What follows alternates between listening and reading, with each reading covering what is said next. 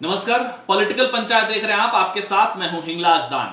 लोकसभा चुनाव परिणाम आ चुके हैं। देश में एनडीए की सरकार फिर से बनने जा रही है। राजस्थान के अंदर 14 सीटों पर बीजेपी जीती है, 8 सीटों पर कांग्रेस जीती है, 1 सीट पर सीपीआई जीती है, 1 सीट पर आरएलपी जीती है और 1 सीट पर भारतीय आदिवासी पार्टी का कब्जा हुआ है।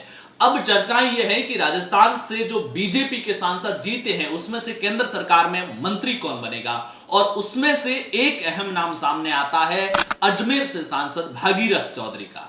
भागीरथ चौधरी का मोदी सरकार में मंत्री बनना इस बार 101% तय है। मैं इतना दावे के साथ क्यों कह रहा हूं उसको समझने से पहले भागीरथ चौधरी की थोड़ी सी प्रोफाइल समझ लीजिए। भागीरथ चौधरी वर्तमान में अजमेर से सांसद है, साथ में 2 बार वो किशनगढ़ से एमएलए रहे। पहली बार किशनगढ़ के अंदर जब 1998 के अंदर कांग्रेस के नाथूराम सिनोदिया का बीजेपी के जगजीत सिंह मुकाबला हुआ था तो नाथूराम को 54,763 वोट मिले थे और जगजीत सिंह को 42,205 वोट मिले। बीजेपी ये सीट हारी, लेकिन 2003 में बीजेपी ने टिकट बदला, भागीरथ चौधरी को यहां से टिकट दिया नाथूराम सिनोदिया के सामने। नाथूराम सिनोदिया को 48,000 के आसपास वोट मिले, भागीरथ चौधरी को 52,000 के आसपास वोट मिले। भागीरथ चौधरी 2003 में पहली बार यहां से चुनाव जीते। इसी दौर में बीजेपी के जो उद्योग प्रकोष्ठ है उसमें उनको उपाध्यक्ष बनाया गया। 2003 से 2008 तक वो रहे। 1997 से लेकर के लंबे समय तक वो जाट महासभा में अलग अलग पदों पर रहे। अजमेर जाट महासभा के अध्यक्ष रहे। 2008 का चुनाव हालांकि नाथूराम सिनोदिया फिर से जीत गए, भागीरथ चौधरी को हार का सामना करना पड़ा। 2013 में फिर इन्हीं दोनों चेहरों का आमना सामना हुआ और भागीरथ चौधरी बड़े मार्जिन के साथ यहां से चुनाव जीते। लेकिन 2018 में बीजेपी ने यहां से टिकट काट दिया। विकास चौधरी को किशनगढ़ से टिकट दिया। वही विकास चौधरी जो जब 2023 में उनका टिकट कटा तो कांग्रेस में गए और कांग्रेस के टिकट पर अभी किशनगढ़ से एमएलए है। 2018 में विकास चौधरी को बीजेपी ने टिकट तो दिया लेकिन वो वहां से जीत नहीं पाए।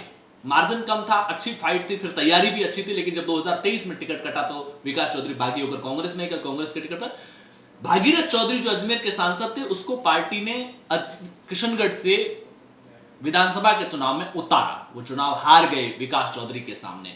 लेकिन बावजूद इसके लो प्रोफाइल रहना, ऐसा कहा जाता है कि ज्योति मिर्धा के बीजेपी में लाने के पीछे भागीरथ चौधरी ने साइलेंट रह करते हुए काम किया।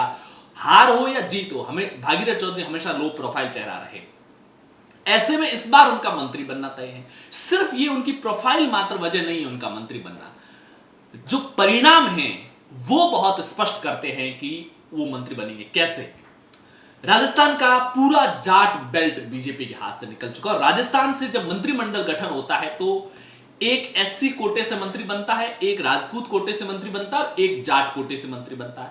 अब जाट सांसद कहां कहां से बनते बीजेपी के? बाड़मेर से कैलाश चौधरी, वो खुद ही चुनाव हार चुके हैं। उसके बाद नंबर आता है नागौर से ज्योति मिर्धा का, वो खुद चुनाव हार चुकी है। तीसरा नंबर आता है देवेंद्र झाझड़िया का चूरू से, वो चुनाव हार चुके हैं। सीकर से सुमेधानंद सरस्वती बीजेपी के टिकट पर जाट चेहरे के तौर पर, वो खुद चुनाव हार चुके हैं। झुंझुनू से बीजेपी के प्रत्याशी वहां से चुनाव हार चुके हैं।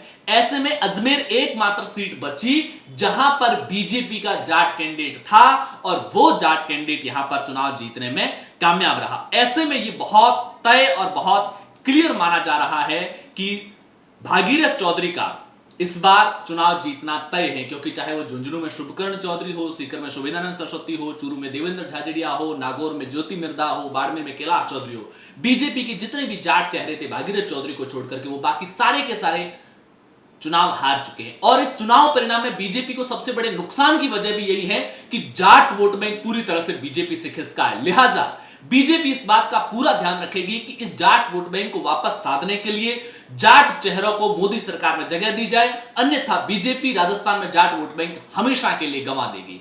लिहाजा भागीरथ चौधरी जैसा लो प्रोफाइल चेहरा जो अभी बीजेपी का जो किसान मोर्चा है उनके प्रदेश अध्यक्ष है, साथ में लंबे समय तक संगठन में अलग अलग पदों पर रह चुके हैं और जाट महासभा में अलग अलग पदों पर रह चुके हैं। ऐसे में उनकी जो सामाजिक पकड़ है वो भी बेहतर है।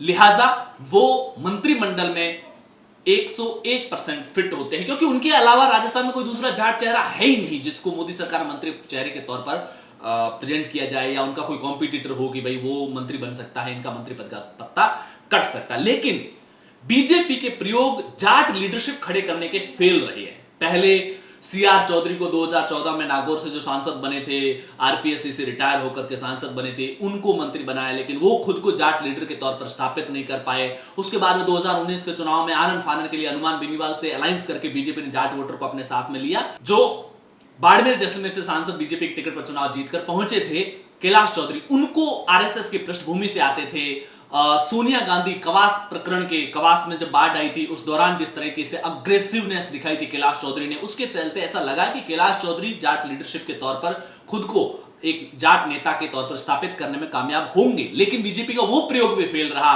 कैलाश चौधरी खुद अपनी सीट भी नहीं बचा पाए और बहुत ज्यादा वो जाट लीडर के तौर पर स्थापित भी नहीं कर पाए। ऐसे में बीजेपी के लिए एक चैलेंज बहुत बड़ा है कि भागीरथ चौधरी को मंत्री तो बनाना पड़ेगा, क्योंकि एकमात्र जाट राजस्थान से जीता है, लेकिन क्या वो खुद को जाट लीडर के तौर पर प्रदेश स्तर पर स्थापित कर पाएंगे?